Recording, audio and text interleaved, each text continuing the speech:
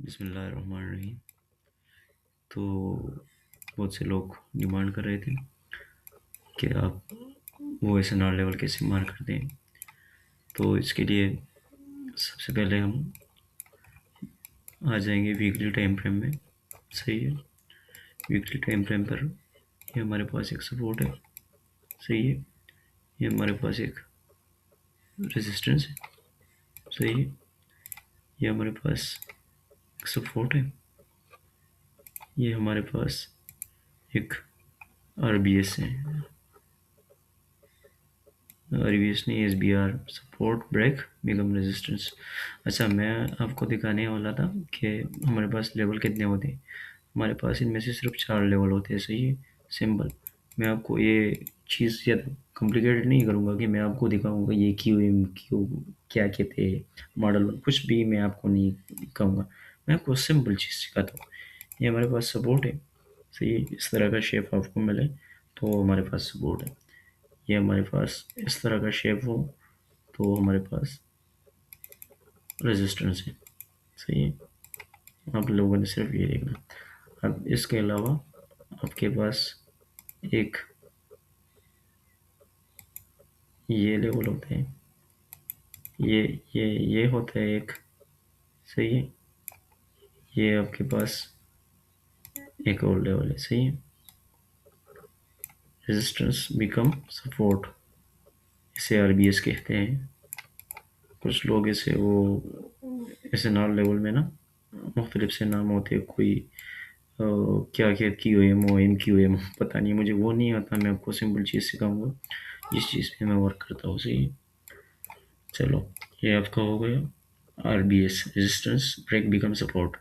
और ये हो गया आपका चौथा वाला लेवल।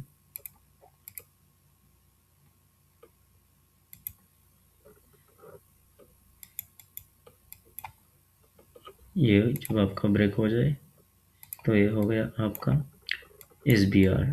सही है, इसको कहते हैं मैं आपको लिख देता हूँ, इसको कहते हैं एस बी आर। सही है, इसको कहते हैं आर बी एस। सही हो गया आर बी एस। और इसको को हम लिखते हैं सपोर्ट। ठीक है, इसको हम लिख देते हैं रेजिस्टेंस। ये बहुत से लोग मेरे इंग्लिश पे उंगली उठाते हैं ना इस ग्रुप में, तो उनको मैं बताऊंगा कि जब आपको समझ आता हो ना तो आपने किसी चीज़ पे उंगली नहीं उठानी चाहिए। बुरी बात है, क्योंकि मैं आपके लिए इतना करता हूँ, इतना हेल्प करता हूँ कभी, तो ना कोई मतलब रखता हूँ आप लोगों से, तो किसी का मजाक नहीं उड़ाना चाहिए।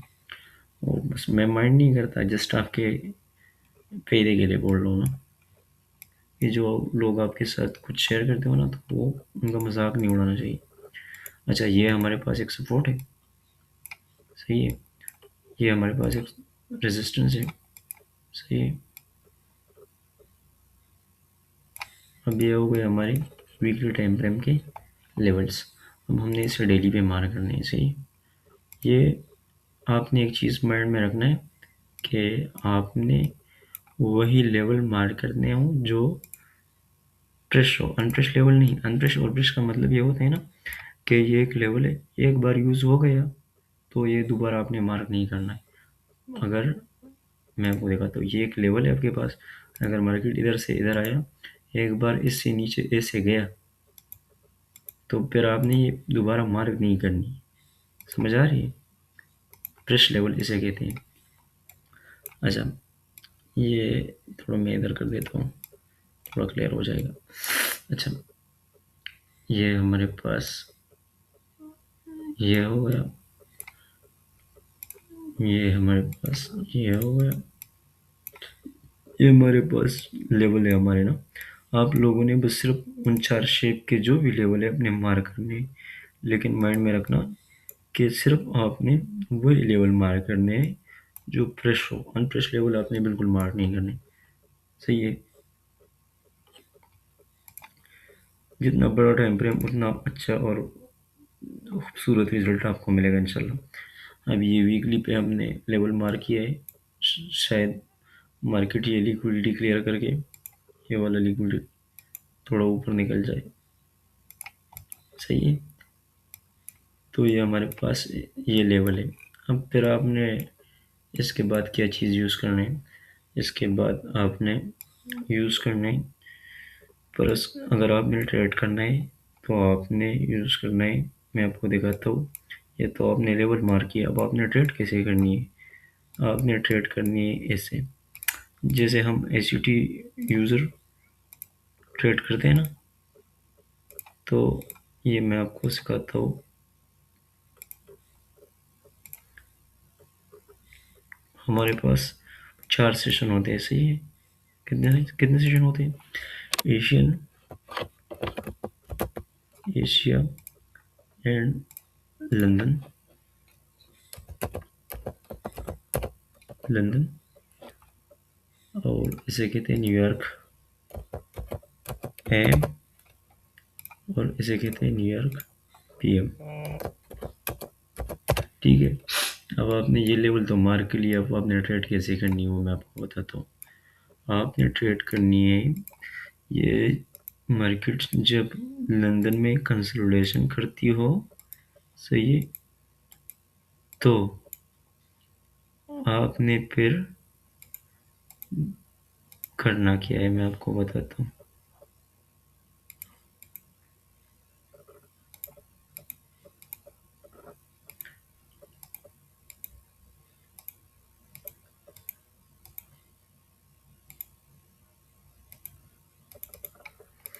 परस करे ये हमारे पास स्ट्रक्चर हो गया, सही है।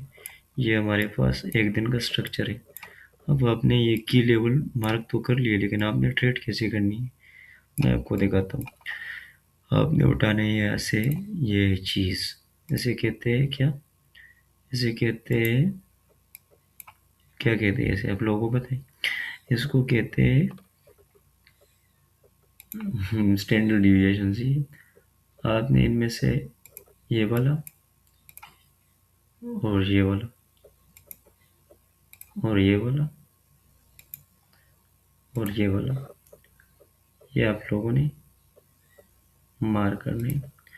आपने निकालनी है एशियन रेंज की कंसोलिडेशन का जो होता है ना, कंसोलिडेशन जो होती है उसमें से, तो आपने उसका स्टैंडर्ड डिविएशन निकालना है पूरे सेशन का। तो अगर आपका बायस अगर बुलिश है, बेरिश है सॉरी, तो आप लोगों ने इधर से सेल पे बैठना है, सही है। और एशियन का जो लो है वो आपका टारगेट होना चाहिए, सही है। आपने बस जस्ट तकरीबन, अगर आपका टारगेट बढ़ा है तो 100 पिप तक तकरीबन आप अपना एसएल रख सकते हैं, सही है। 100 पिप तक आप अपना एसएल रख सकते हैं। ये $1-2 की बात होती है, इतना ऊपर नहीं जाता, लेकिन अगर सेफ आप रखना चाहते हो ना तो आप सेफ रख सकते हो। अगर मार्केट यहाँ तक आती है, ज़्यादातर वहाँ तक नहीं जाती, क्योंकि आपने एशियन लो टारगेट करना है। अगर आपके पास मार्केट बुलिश हो, आपके बाइस बुलिश हो, तो आपने इसका अपोजिट करना है, सही है। आपने सिर्फ इनमें से ये दो दो लेवल मार करने हैं। अगर किसी को स्टैंडर्ड डिविएशन का नहीं पता, फिर आपको स्टैंडर्ड डिविएशन वाले वीडियो चाहिए तो मैं आपको दिखा दूंगा। यहाँ से आपने एशियन हाई का टारगेट रखना है, सही है। लेकिन आपके बाइस पर डिपेंड है ना, कि आपके बाइस किस सेट के हैं। और आपका ट्रेडिंग में मेन पॉइंट ये होता है कि अगर आपके बाइस क्लियर नहीं है तो आप मार्केट में ट्रेड नहीं कर सकोगे। तो ये था ट्रेड का कुछ एक्सप्लेनेशन। अब इंशाल्लाह अगर किसी को समझ आ रही हो तो ठीक है, जिसको समझ नहीं आ रही तो इंशाल्लाह मैं उनके लिए फिर नेक्स्ट वीडियो बना दूंगा। सी टाइम बहुत लेट है, अभी 3:15 सोने का टाइम है, मैं जा रहा हूँ इंशाल्लाह। फिर मिलेंगे, अल्लाह हाफिज़। ये वीडियो मैं भी ग्रुप में सेंड कर रहा हूँ आपको।